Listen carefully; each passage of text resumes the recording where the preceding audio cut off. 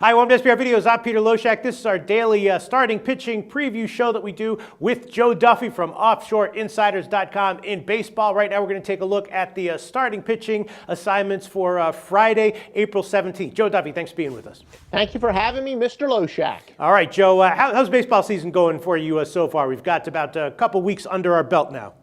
It's been great. I'm actually coming off of my first bad day of the entire season, but mostly underdogs and small favorites. If I hit 500 over a long stretch, I'm going to do well because I pick mostly underdogs. Above 500, what a year it's been. Joe, let's get into the pitching assignment of Friday. I guess the first was a lot of interesting things I want to ask about here. The first one, Clayton Kershaw, not a good first start to the year.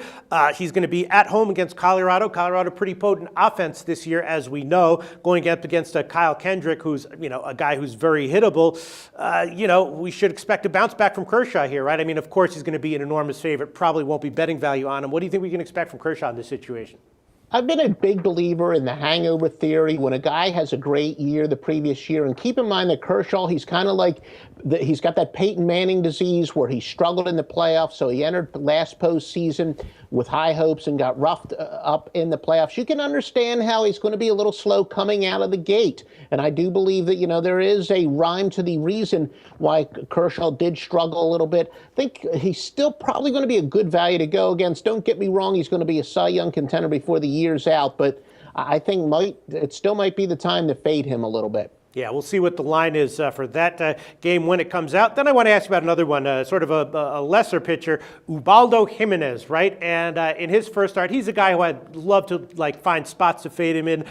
His first start of the year, I thought that was a great spot to fade him. I bet against him. I got severely burned on that one. He got the win in that one, 0 earned runs. But now he's going into Boston, right? He's gonna face that lineup in Boston on the road. This has got to be a spot where Jimenez is going to get hit, right, Joe? Well, he's as predictably unpredictable as any pitcher there is in baseball. I mean, he's had some phenomenal years. He's looked like a #1 starter at times, and then he's looked like a #5 starter. So I still think when you're talking about an underdog in games involving pitchers like that, it's a fairly decent percentage play. Boston, of course, they do have the best bats that money can buy. So Jimenez, he talk about a true feast or famine. He's capable of pitching a doozy, and he's capable of getting completely drilled. But because he's going to be a big underdog, I think from a money investment standpoint, I don't know if I would fade him. All right. You think he's going to be a huge underdog? What do you think the line on that game is going to be? I don't think it's going to be much more than, I don't know, I would guess maybe 140-ish, plus 140-ish for him. Probably a little bit higher than that, but again, that's kind of a dandy. Well, yeah, after the juice, right? They might be laying 160, and he'll be getting back about 140, 150 or so.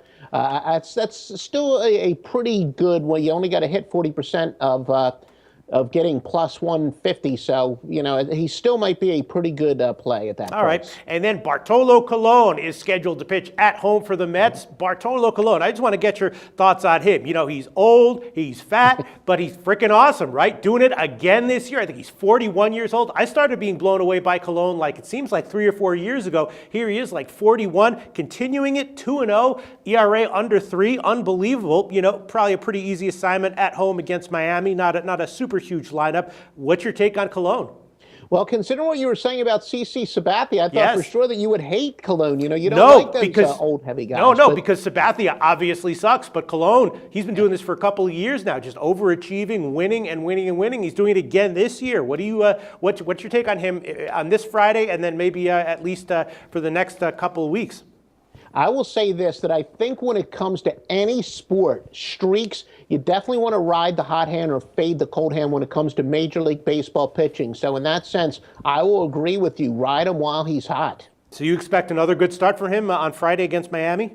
I would say there's a definite possibility. I mean, it's not like the Marlins have been ripping the cover off of the ball, though they're fairly highly touted, so he might get some good value there. And then another one, this one is looking like we might get a good favorite price for a road team here. Corey Kluber, right? Awesome guy, pitching really well for about a year now, going up against Pelfrey. Pelfrey having all kinds of problems, and Minnesota, we know that they can easily get shut down. Cleveland on the road, that might be a big situation where the starting pitching disparity is huge, and we might get some value betting on a road favorite, right, Joe? Yeah, Pelfrey gave up the long ball in the first game, and then he was knocked around in his second start. And as you said, Kluber has been very good. Truthfully, he's probably one of the better under the radar pitchers. I know that, he's a spectacular pitcher. He's known among the hardcore baseball fans, but maybe not among, the commonality. He'll certainly be a road favorite there. And the way Pelfrey's been pitching, it's tough to not want to fade Pelfrey. All right, and then I want to ask you, Chicago White Sox and Detroit, it's going to be Samardzija against Price. Price, excellent first start as expected. Samardzija, been a little bit shaky after he exploded with the Cubs. He did not have a very good first start at all. Detroit will probably be a pretty big favorite, but maybe not a huge favorite because of the name of Samardzija. You expect Price to have another good start and Samardzija to be hittable again? I've always liked going against these big-name pitchers when they switch uniforms. It's no shock that Samardzija has struggled a little bit. Again, Samardzija, he'll be one of the top pitchers in the game, but I think right now is a pretty darn good time to fade him. To be perfectly honest with you, I'm disappointed that he's going to be involved in such a good pitching matchup because I'd much rather fade him against, maybe a mediocre pitcher where Right. Samardzija would be laying a number. That's not going to be the case here. If anything, Price he pitched so-so in his last outing. It's going to be clearly a low total. The over might be a pretty good play, especially the way Samardzija is struggling. Okay, and then one other pitcher I want to ask you about, Jared Weaver, right? 2 losses so far, getting hit. Is his goose cooked? He's going to be on the road at Houston. Houston, not a huge lineup, but is Jared Weaver a guy you think might be overvalued this year and on Friday?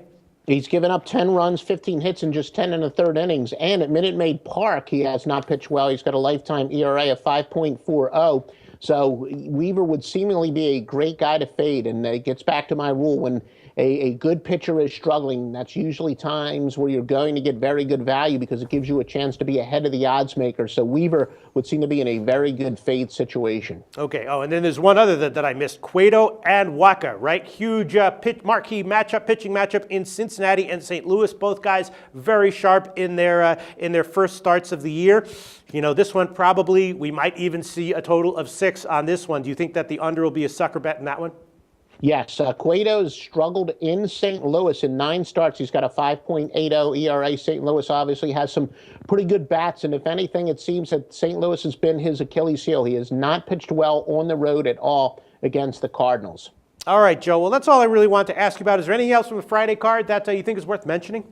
Well, in addition to what we said, because I use so many different sources and, maybe my notes are kind of mix and match. And, once I actually make my picks is when I synthesize them. But in addition to what we already said, Kyle Kendrick has a 7.31 ERA at Dodger Stadium. So that's probably going to be a high-scoring game. But I think, other than that, we covered it. Well, Jason Hamill has pitched well at Wrigley Stadium. Not the best pitcher's ballpark in baseball, but last season he was 4-1 with a 2.35 ERA. All right. Thanks so much, Joe. All right. Thank you, Peter.